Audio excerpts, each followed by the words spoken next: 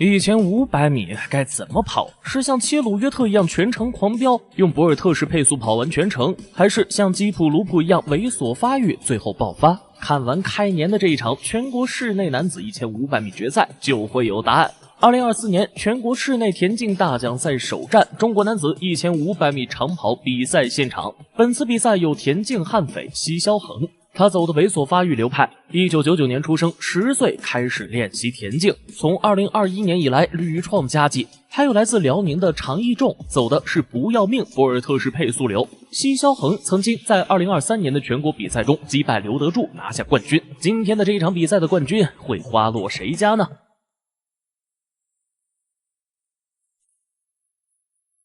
很快，比赛开始了。常以仲起跑独领风骚，直接冲在了最前方。奚肖恒的起跑则是慢一步，8位选手中排在倒数第2的位置。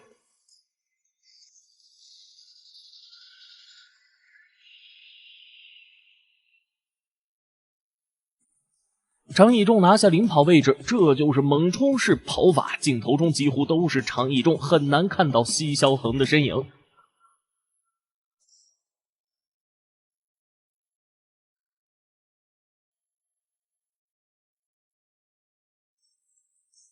常以仲头一个跑完300米，他已经拉开奚肖恒10几米远了。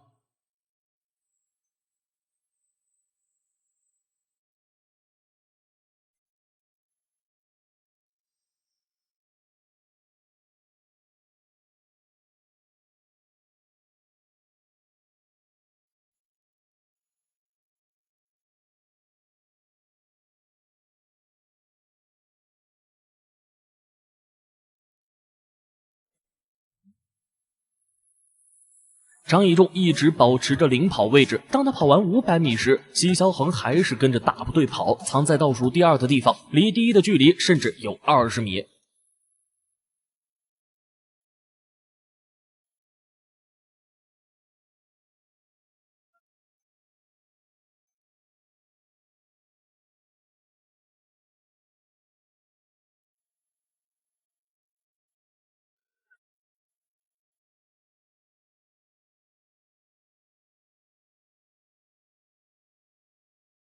当常以仲跑完700米的时候，奚肖恒终于挪地方了，他一个加速直接反超2人，就从第7来到了第5。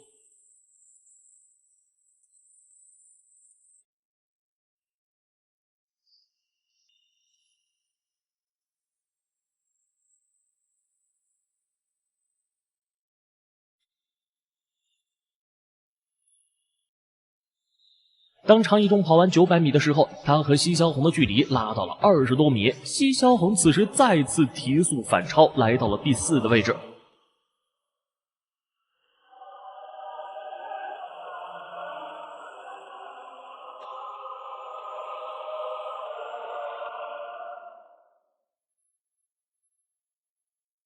狂飙了900多米，常以仲有点扛不住了，无法维持高速，连带着奚肖恒的大部队正在逼近，第1的位置岌岌可危啊！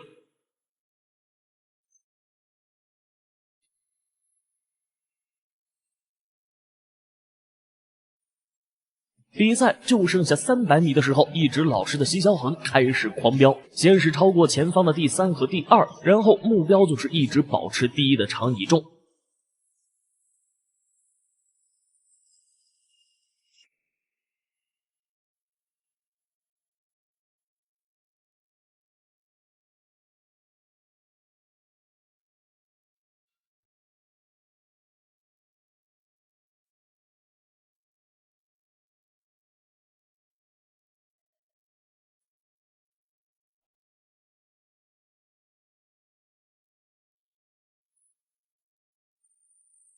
和狂飙的奚肖恒相反，常以仲是真的有点跑不动了。眼见奚肖恒加速、加速再加速，第1个越过了终点线，以3分49秒02的成绩拿下1500米的冠军。然后一个又一个的选手超过他，然后抵达了终点。最终，常以仲跑出了3分55秒01的成绩，拿下了比赛的第7名。虽然这一次的冲锋没有取得胜利，但是常以仲赶跑的风采非常帅气。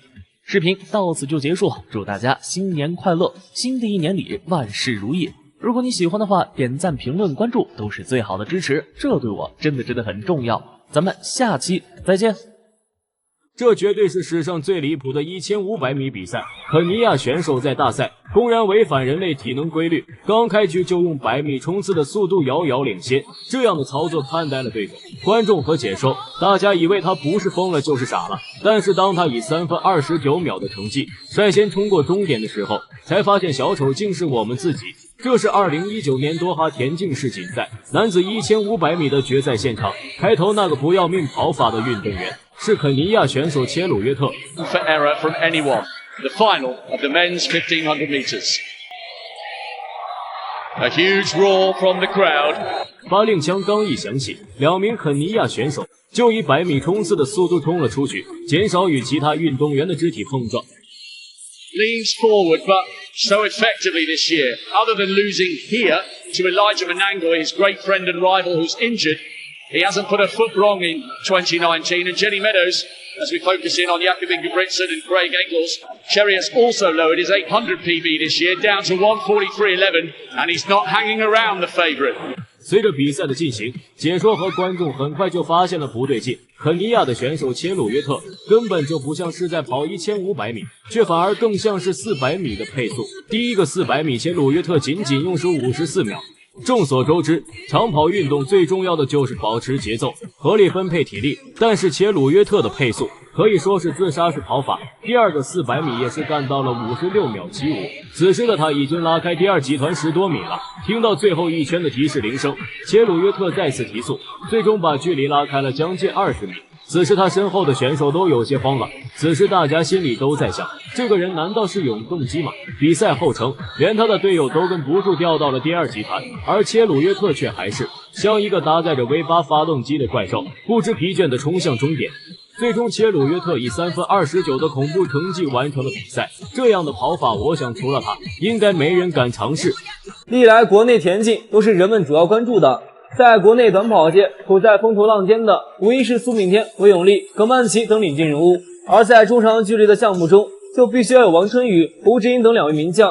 王春雨可谓是中长项目的领军人物。2010年10月19日的时候，在安徽省第12届田径运动会女子800米决赛中，王春雨以2分07秒25的成绩获得冠军。2011年10月23日，第7届全国城市运动会女子800米决赛中的王春雨以2分01秒34的成绩获得冠军。同年10月27日，在七城会田径女子800米比赛中，以2分01秒34的成绩获得冠军。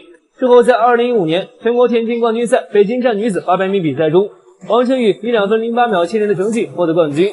2016年2月28日，全国室内田径锦标赛南京站女子800米比赛中，王春雨以2分08秒56的成绩获得冠军。2017年9月6日，第13届全运会田径比赛天津站女子800米比赛，王春雨以2分03秒49的成绩获得冠军，可谓是冠军拿到手软。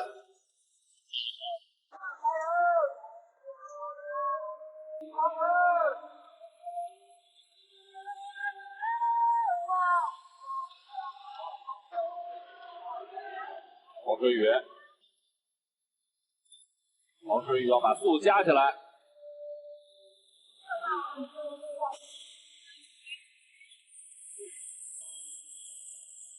刘晓明第一圈的成绩非常快，但是他在第二圈这个速度不能够保持。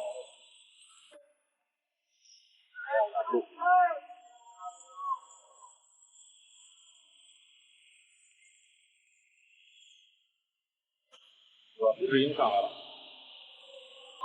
对，胡志英和王春雨展开了争夺。确实像会明像我们说的，其实就像是一个兔子一样，牺牲自己，其实是为了让后选手能够在第一圈里走得快一点。在胡志英和王春雨展开最后争夺，6到10道，1分50秒。现在开始最后冲刺，没机会。2分03秒8，这个其实比赛还差了。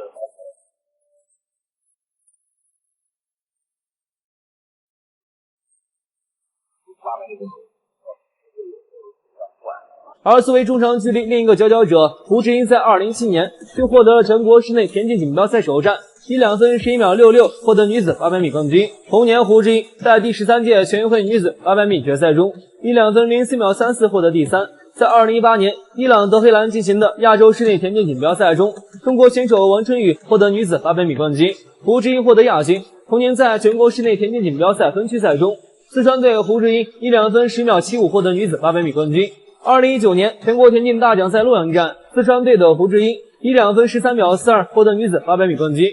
2020年9月15日，胡志英夺得全国田径锦标赛女子1500米金牌。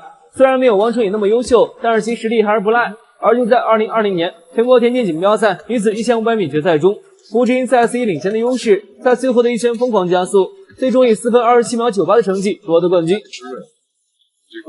这样的话，对于你比赛的跑的过程当中，等于说有点好像不那么受罪。对，而且这个赛道呢，因为这2天来准备这个比赛，我们上道第一次，其实这个场程还是挺广。这个场地其实也是非常现代化。新的一场，场道也挺远，感觉中长跑跑起来对。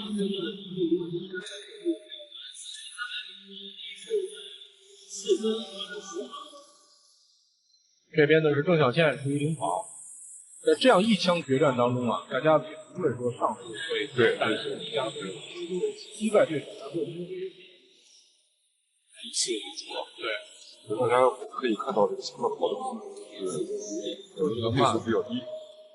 第一圈应该到1分15吧，33于100米平均每圈在1分16，这就是非常慢的。实际上，对于这个国家队的功课里边，没什么消耗的。对他们这个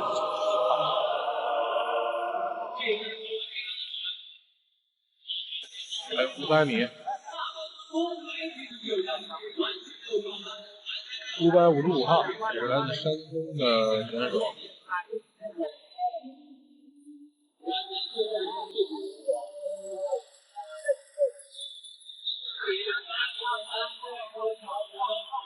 郑小倩现在被甩开了。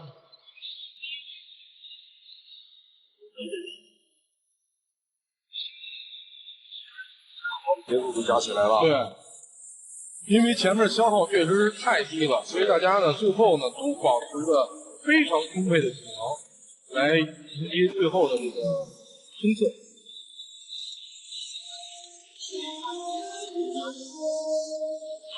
现在还有最后200米，这回就拼起来了。